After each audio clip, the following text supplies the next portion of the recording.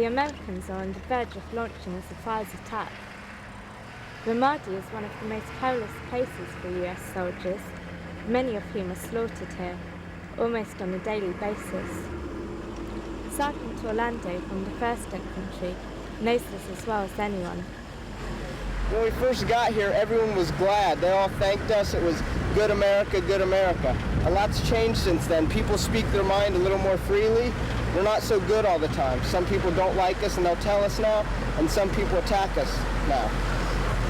The fear of snipers and homemade explosives is all pervasive for the GIs. The weapons are once again examined. This time the occupying forces are determined to triumph. This is Mustafa Sayer's house. He was a general under Saddam.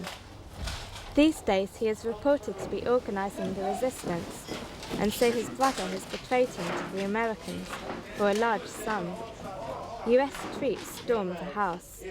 Weapons and documents that record his work in the resistance are found.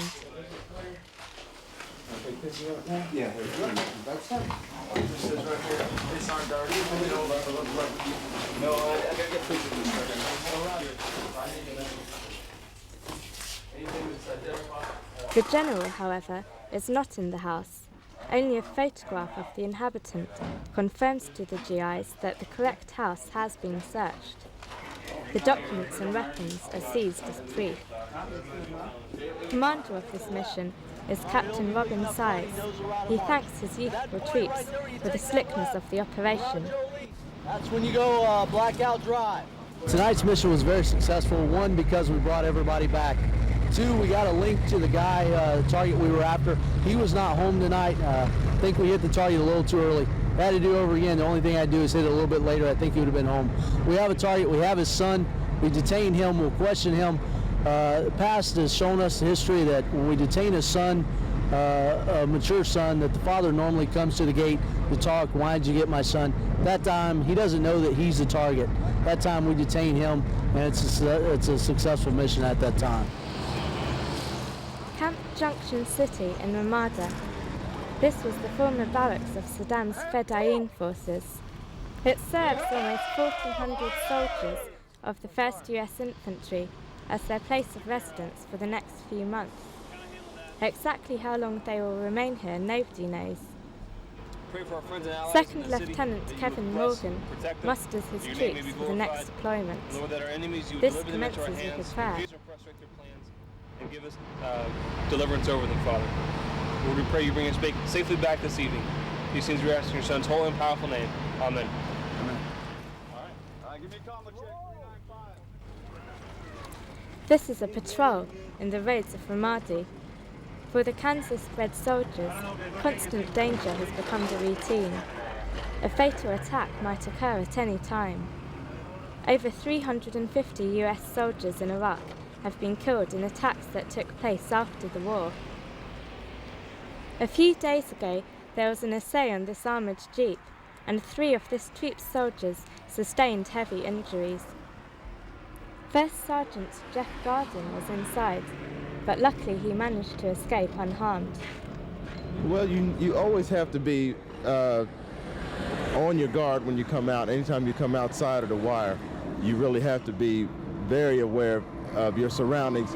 The people in this area are for the most part, they're really friendly, but we still know that there's people out there that cause us harm, so we always have to stay on our guard when we do come out. I wouldn't say that it's to the point where you're paranoid, but you do know that the danger is out there. At night, a weapons cache belonging to the rebels was found. After a tip-off from the local people, the soldiers made a strike within an urban area. They seized 100 mortar shells. Those who worked there are cross-examined, but nobody wants to appear to know anything or to have ever seen the clandestine contents of this workshop.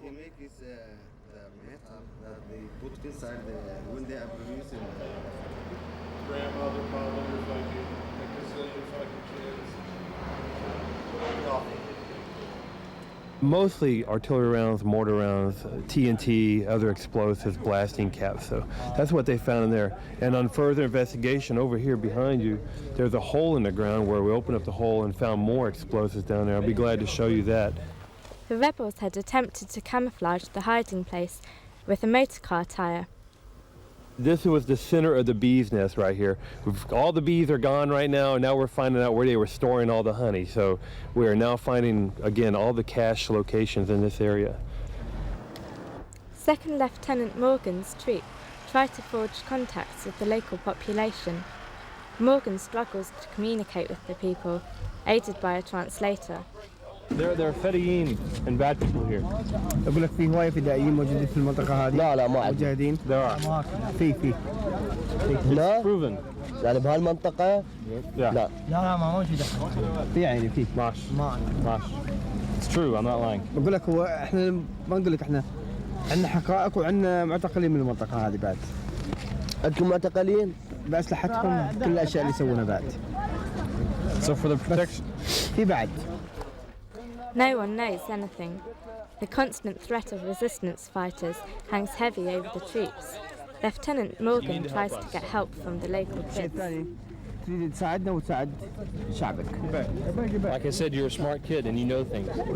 هو يقول لك أنت ذكي وتعرف أشياء. I know you hear things, and I know you see things. يقول لك أنت تسمع أشياء وتشوف أشياء. Okay? مضبوط ولا مضبوط؟ مضبوط. زين? دير بالك على دروسك. شكرا. Whether the boys would ever betray their neighbours is unlikely, Smoke, you ready? as even for children, betrayal could be deadly. The gas station in Ramada. The long queues indicate that it's out of petrol.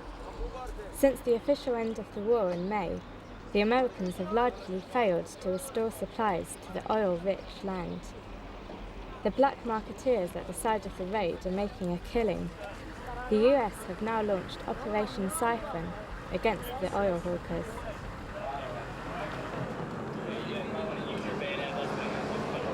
This individual here was selling the black market fuel, driving the prices up in the local community because he's selling it here. He sells it at about 10 times the price of what they would have to pay in line at the gas station. And so what we want to do is punish him by giving away his fuel. Yet only very few drivers benefit from such Robin Hood-style gestures. The vast majority have to wait several days at the gas station for a tanker to arrive.